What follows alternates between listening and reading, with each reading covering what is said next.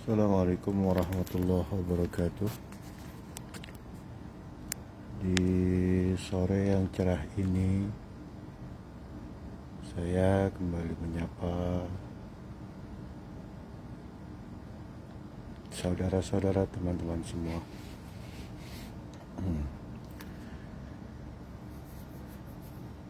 Masih dengan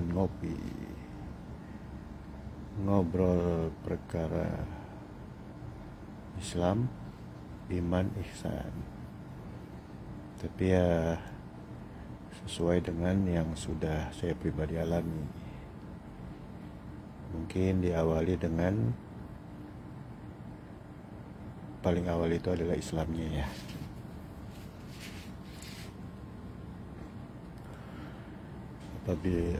Berikutnya iman atau ihsan.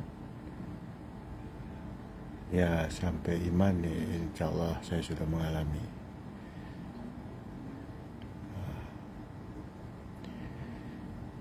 Islam itu berserah diri.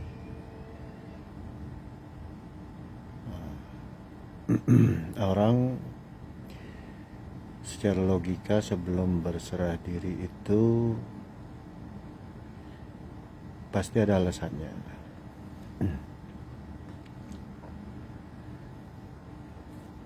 Berserah diri karena takut,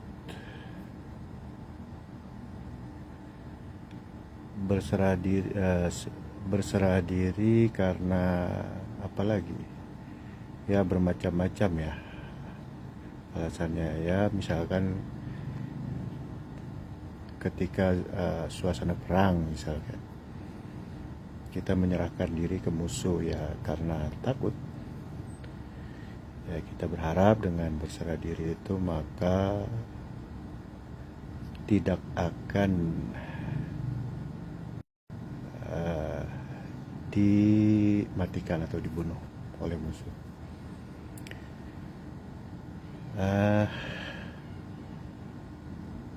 Kalau berserah diri kepada aturan Allah misalkan,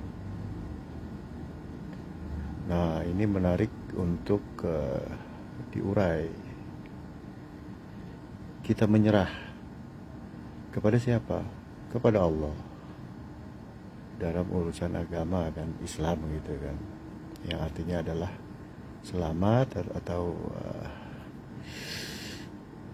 berserah ya. Ya dengan berserah kita selamat gitu ya, kurang lebih ya.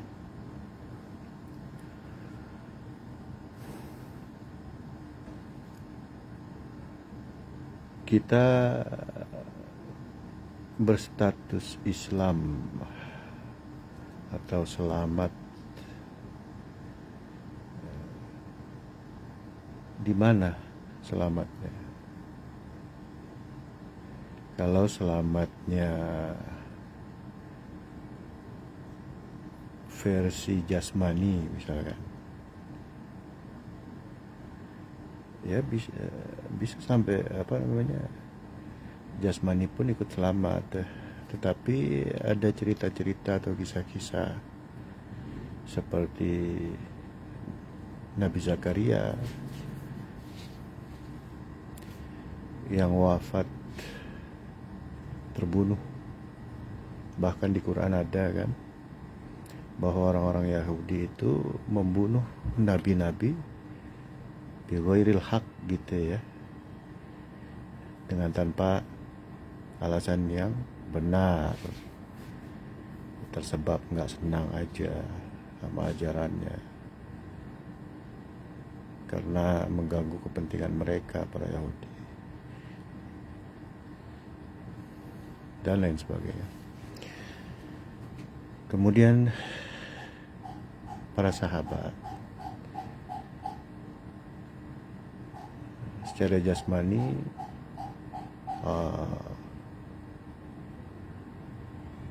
Sayyidina Umar wafat terbunuh ketika mengimami sholat, begitu juga Sayyidina Ali dan lain-lain ya. Dan juga para sahabat yang wafat di medan perang.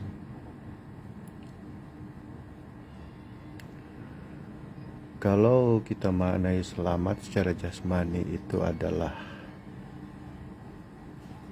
tidak mati, terbunuh dan lain sebagainya misalkan, atau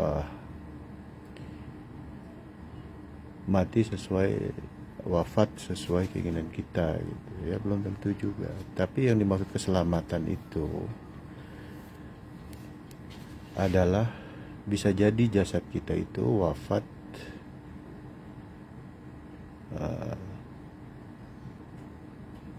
mengenaskan, tetapi secara dimensi ruh kita tuh aman, malah bisa sampai tidak merasakan kematian itu. Seperti contohnya cerita dari Siti Aisyah, istri dari Fir'aun.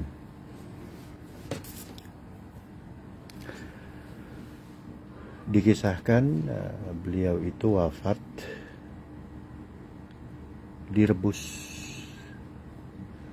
dan menurut keterangannya sebelum sampai kepada titik kematian, Allah sudah mengangkat duluan ruhnya sebelum sampai direbus. Wafatnya itu, mohon maaf, disiksa pakai kuda.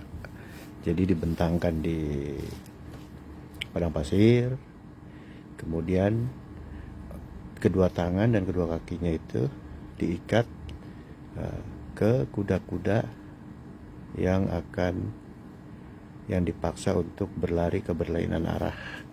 Jadi mau diputus tuh tubuhnya, kakinya putus, tangannya putus. Tetapi sebelum sampai siksaan itu sudah Allah wafatkan duluan Siti Aisyah, sehingga Firaun itu diprank sama Allah tuh sebenarnya ya, seperti itu keterangannya. Dan seperti itu pula kita kita sangat meyakini bahwa para sahabat, para nabi yang terbunuh,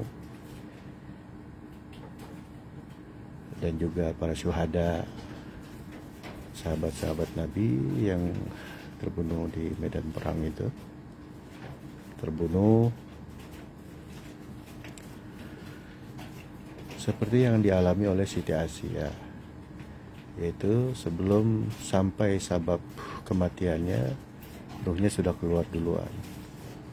Makanya kan dalam sebuah hadis itu, seorang yang mati atau wafat di medan perang jihad di jalan Allah itu ingin balik lagi dan mati berkali-kali dalam keadaan jihad. Kan secara logika gak masuk akal ya, orang mati wafat terbunuh tetapi ketagihan gitu. Ya seperti itu. Level selamat secara jasmani yaitu Islam.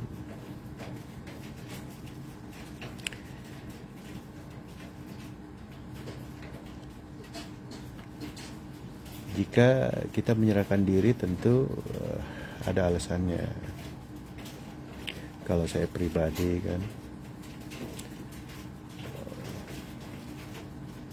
berislam itu menyerahkan diri kepada satu tujuan, ada objeknya. Sebab saya harus meyakini benar, karena tidak bisa sembarangan menitipkan diri ini. Makanya coba saya pelajari bertahun-tahun ya, sampai kepada titik yakin inilah tempat yang bisa saya menitipkan diri saya, seperti itu. Jadi dengan kesadaran penuh, tidak ada paksaan ya.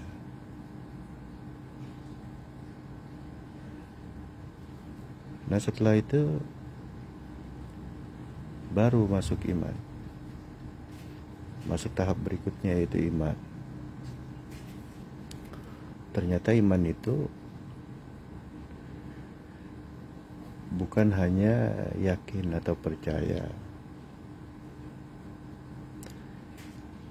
Iman itu adanya di kolbu, hati. Kalau yakin dan percaya itu dimensinya lebih rendah dari hati, yaitu dia masih ada di unsur baharu kita, yaitu otak kita ya. Kalau kita sebut meyakini di dalam hati,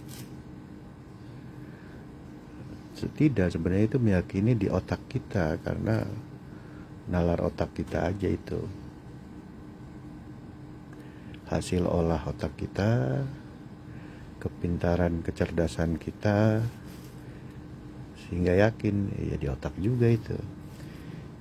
Memang rasa gitu kan, rasa yakin ya, tetapi itu dikontrol, rasa yang dikontrol oleh otak. Ada ketenangan di situ. Nah titiknya itu memang di otak, yaitu lapisan kedua dari lapisan otak ya. Nah, lapisan perasaan.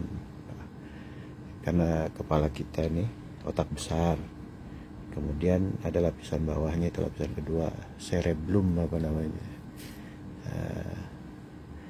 Teman-teman sekalian bisa share, bisa lihat di Google lapisan otak kedua manusia itu cerebellum ya, dia yang bertanggung jawab terhadap perasaan-perasaan manusia. Nah iman itu dimensinya lebih tinggi dari itu, karena otak kita itu benar-benar baharu. Kapan adanya otak kita? Dari kita lahir, atau masih di kandungan umur sekian bulan sudah terbentuklah otak kita ya. Nah begitu. Ternyata dimensi lebih tinggi dari itu. Iman itu mengarah kepada sesuatu yang tiada awal, tiada akhir. Seperti itu ya. Baik, segitu dulu, berhubung ada teman yang lagi nelpon. Kita lanjutkan di kesempatan yang lain. Terima kasih banyak. Assalamualaikum warahmatullahi wabarakatuh.